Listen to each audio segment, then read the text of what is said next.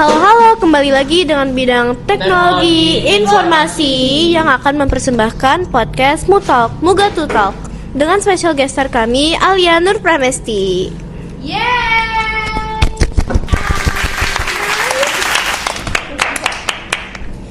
Nah, hari ini kan ingin bertanya apa? Silakan. Nah, karena tamu kita sudah hadir, izinkan aku untuk menanyakan 3 pertanyaan pertama. Oke. Jadi nih Alia, aku mau nanya buat kamu sebagai ketua umum. Iya. 1, apa yang membuat IPM spesial bagi kamu? Oke. Ya jadi yang buat aku spesial mungkin kalau dari segi pertemanannya itu loh. Kita kan saling ngerangkul. Di IPM tuh saling ngerangkul. Bahkan aku ngerasa teman kelas itu beda sama teman organisasi. Itu pertama.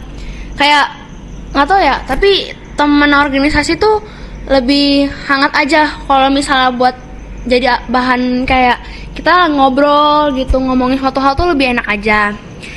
Mungkin kalau dari segi manfaat IPM ya, IPM tuh banyak ngasih pelajaran yang banyak banget buat aku. Dari kayak skill-skill hidup tuh aku dapetin semua di IPM kayak gitu. Jadi sebenarnya sih masih banyak banget yang nggak bisa aku sebutin, tapi itu IPM tuh luar biasa banget intinya buat diri aku.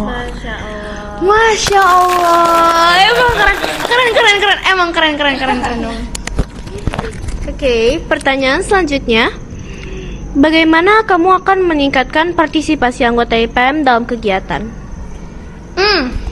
Jadi gini ya, yang pertama kita sebagai ketua itu harus bisa yang namanya memberikan rasa nyaman dulu ke orang-orang. Jadi kalau misalnya orang udah nyaman sama kita, orang tuh nurut gitu loh, apa yang kita suruh gitu. Percaya. Dan selalu ngasih sebuah keceriaan buat anggota-anggota IPM gitu loh. Jadi mereka tuh semangat untuk ikut dalam berkontribusi di organisasi IPM ini karena mereka udah nyaman, udah seneng banget. Jadi kunci mau nyaman, mau aktif nih berkontribusi itu kita harus seneng dulu. Ya harus seneng dulu gitu loh, sama ketuanya, sama orang-orangnya. Tapi kalau menurut aku dari situ mereka akan otomatis ngikut gitu loh, akan Berpartisipasi. Iya itu dalam berkontribusi di organisasi IPM seperti itu. Yes.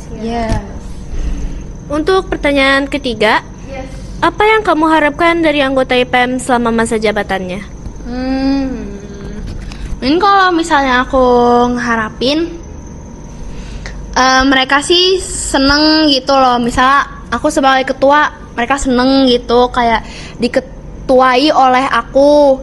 Dan berharapnya mereka tuh terus melanjutkan kaderisasi di organisasi IPM. Karena siapa lagi kalau bukan kita yang meneruskan gitu. Siapa lagi kalau bukan kita anggota IPM sendiri yang meneruskan IPM. Jadi berharapnya mereka bisa terus maju, terus bisa meneruskan kaderisasi yang ada di IPM. Seperti itu. Siap, terima kasih Alia. Oke. Untuk pertanyaan selanjutnya aku beri kepada Kanaya. Nah, jadi Kak Alia, sekarang aku nanya tentang kepemimpinan ya. Yes. Pertanyaan pertama, Kak Alia, apa yang membuatmu ingin memimpin IPM? Jujur ini mungkin semua orang tuh pengen jadi ketua. Kayak yang kemarin pas kampanye 10 orang pengen jadi ketua, pasti pengen jadi ketua. Tapi kalau misal ditanya mungkin dari aku sendiri kenapa aku pengen mimpin, ya karena aku pengen ngelatih leadership aku, gimana caranya ngelola orang sebanyak itu tuh gimana. Karena itu pasti nanti kepake di pekerjaan kita nanti kalau udah dewasa, gimana caranya nge-handle orang sebanyak itu. Tapi kalau ditanya kenapa pemimpinnya pengennya aku, tergantung orang-orang mau nggak dipimpin sama Alia kayak gitu misalnya. Ya kalau misalnya mereka nggak mau pemimpinin aku, ya aku juga nggak jadi pemimpin di organisasi gitu, karena kan itu dikembalikan lagi, mau nggak ya orang-orang itu jadi pemimpinnya tuh aku gitu loh, misalnya kayak gitu. Oke, pertanyaan kedua, apa prioritasmu sebagai ketua IPM? Ini prioritas dalam hal apa? Dalam organisasi. Prioritas ini kayak waktunya gitu. Ya. Prioritas kalau di organisasi sih kan kita kayak sebagai pelajar ya. Jadi kalau di IPM tuh ada 3T. Ada 3T, tertib ibadah, tertib belajar, sama tertib berorganisasi. Jadi kalau ditanya tertib aku, maksudnya kayak prioritas aku nomor 1 tetap ibadah, dan aku kan sebagai seorang pelajar. Jadi aku akan mendahulukan belajar dulu, baru berorganisasi. Organisasinya IPM itu bukan dilupain, tapi lebih ke kayaknya tanggung jawab aku lebih besar yang ini deh. Jadi aku diatur waktunya kayak gitu. Dan juga kan kita tuh bekerja sama juga dengan sekolah, kita tidak berdiri sendiri gitu loh. Jadi kayak gimana caranya siswa tuh bisa kedengaran juga, terus sekolah juga kita tuh bisa komunikasi sama sekolah dengan baik kayak gitu. Itu kalau misal dalam organisasi ya. Tapi kalau secara lingkup umumnya ya gitu, kita boleh berorganisasi, tapi jangan lupa kan itu adalah seorang pelajar. Jadi kan harus memprioritaskan belajar dulu baru berorganisasi. Jadi kayak diatur gitu prioritasnya mana ya yang lebih penting dulu kayak gitu. Boleh. Nah, Keren. pertanyaan terakhir, bagaimana kamu akan menghadapi tantangan sebagai ketua IPM? Gimana nih, penasaran? Jujur kalau aku kayak gini, tapi kayak lebih ke spontan aja. Aku nggak tahu ya, mungkin kedepannya tuh IPM tuh apa yang aku akan hadapi aku tidak tahu. Tapi kita tuh menjadi suatu pemimpin itu harus memiliki sifat, yaitu namanya critical thinking ya. Apa sih critical thinking itu? Kita tuh harus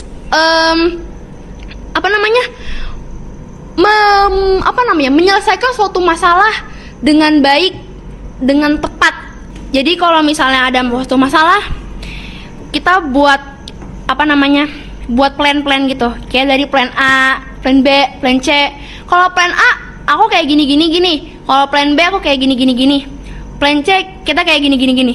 Mana yang resikonya paling kecil, itu biasanya yang aku pilih. Dan aku karena kan kita berorganisasi, pasti kita berkelompok-kelompok gitu loh. Gak mungkin karena aku tuh ngerasa masalah IPM yang kita dapetin tuh masalah kita bersama-sama. Jadi ya aku yang mimpin gimana cara ngadepin ini, tapi aku harus mendengarkan juga saran-saran dari anggota-anggotaku. Jadi jangan sampai pengennya pendapat kita terus, kita harus dengerin pendapat orang lain kayak gitu. Siap. Apalagi? Nah, untuk 5 pertanyaan terakhir akan kuberikan kepada Julian. Nah, Alia, selanjutnya itu ada tips and trick.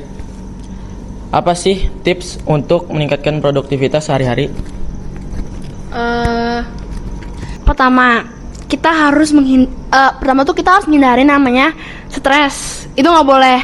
Apalagi kan beban aku tuh banyak banget yang di kepala aku, ngurusin belajar. Apalagi kan aku emang sering ikut lomba juga ya. Aku ngurusin lomba, organisasi, belajar. Terus aku kayak mikirin juga gimana caranya aku bisa istirahat kayak maksimal gitu. Pertama, kalau misalnya nih, ini aku pakai ini ya perumpamaan aja. Aku tuh lagi misalnya nih aku ini kan belajar, ini organisasi. Nah, kalau misalnya aku tuh lagi posisinya emang aku lagi belajar, nggak boleh mikirin gimana nanti ya, ini prokernya gimana ya, nanti gimana ya, nanti takutnya nggak fokus pas belajar. Jadi kalau misalnya belajar, yang lain tuh dilupain dulu, karena kita harus fokus satu ini. Jadi harus fokus dulu gitu ya? Iya, harus fokus dulu, karena gimana ya, gila kalau mikirin udah belajar, misalnya aku besok ulangan gitu ya, aku lagi belajar, mahamin, kan butuh mikir juga ya. Maksudnya aku sambil mikirin gimana nanti ini kegiatannya gimana gitu, nanti malah nilainya jadi kurang maksimal. Terus harus jujur, IPM itu kan kadang kalau misalnya event-event kayak gede gitu kadang suka pulang malam. Ya pengalaman aku tuh udah sering banget lah, pokoknya aku pulang tuh jam 8 gitu. Jam 8 malam sampai jam setengah 9 malam tuh pernah. Gara-gara lagi ngedekor aula. Nah, kayak gitu-gitu kita tuh harus kalau aku tuh biar aku seneng, itu harus kayak diisi gitu energinya, harus banyak makan biar nggak ikut capek. Terus kalau tidur juga nggak boleh malam-malam. Itu paling malam banget tuh jam 10 tuh paling malam banget, karena jadi kalau walaupun kerjaannya belum selesai, nanti pagi dilanjutin lagi.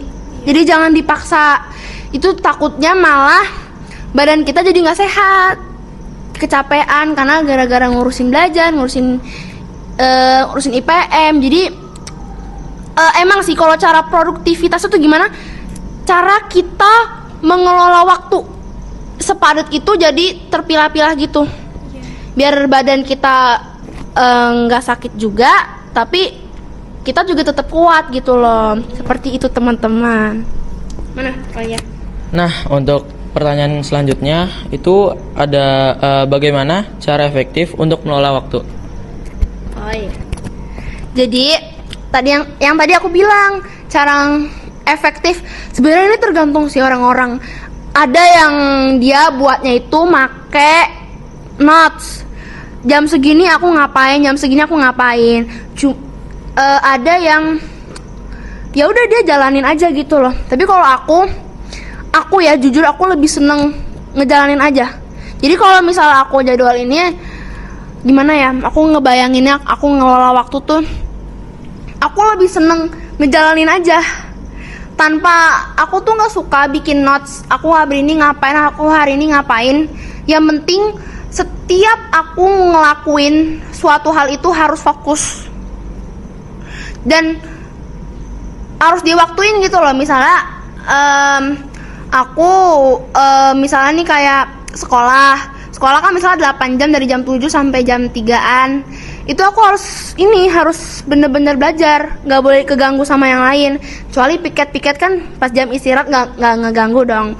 Tapi pulangnya ya aku ngurusin kayak IPM gitu. Tuh pokoknya kegiatan IPM tuh harus pulang sekolah. Jadi itu satu hal yang aku pelajari juga.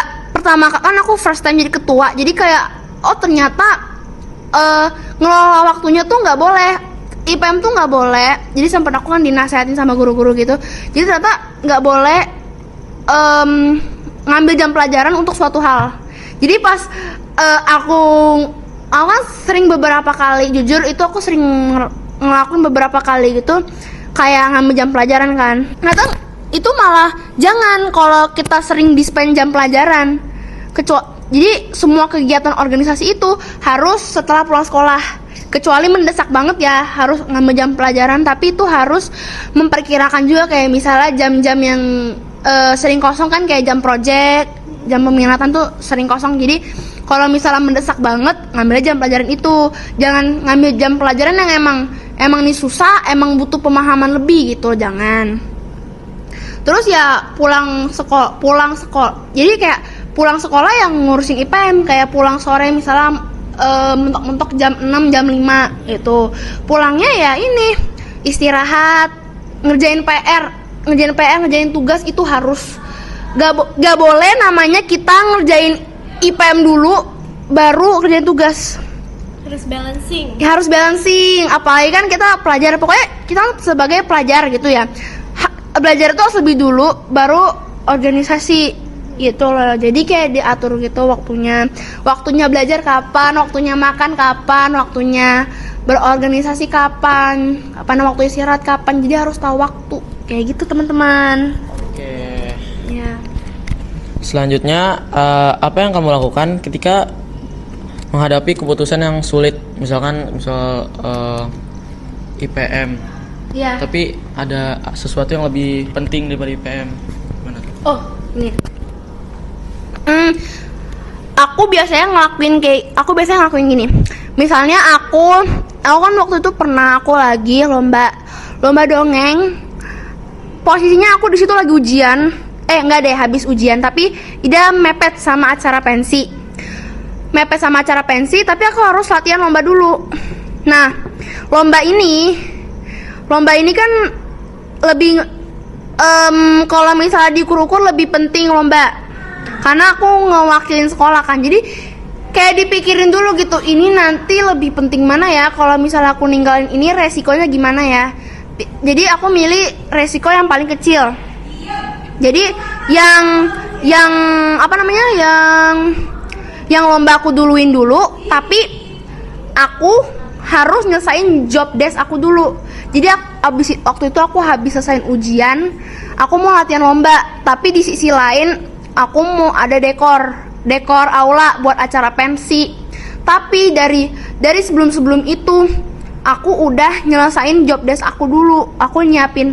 Jadi aku nanya sama kakaknya, apa yang perlu aku siapin dulu ya kak. Jadi nanti pas hari jadwal kita buat nyiapin proker, tugas aku udah kelar.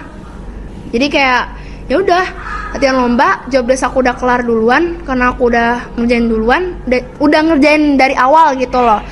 Jadi kayak gitu cara ngelolanya. Oke. Ya.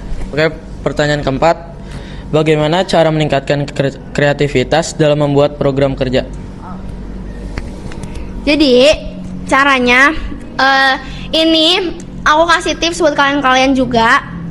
Mungkin buat IPM yang next atau yang buat kalian yang lagi pada nonton. Jadi biar kreatif, bikin proker tuh harus beda dari tahun sebelumnya atau dari periode sebelumnya. Buat hal yang lagi ngetrend tapi beda. Kita buat itu vibes-nya beda banget. Udah beda, dia unik, tapi dia juga simple. Jadi kayak orang-orang tuh seneng. Terus dan kita tuh harus mendengar, kan kayak namanya juga buat proker, bakal diikutin dong sama siswa-siswi. Nah, kita tuh juga harus mendengarkan aspirasi mereka tuh pengennya kayak gimana, kayak gitu.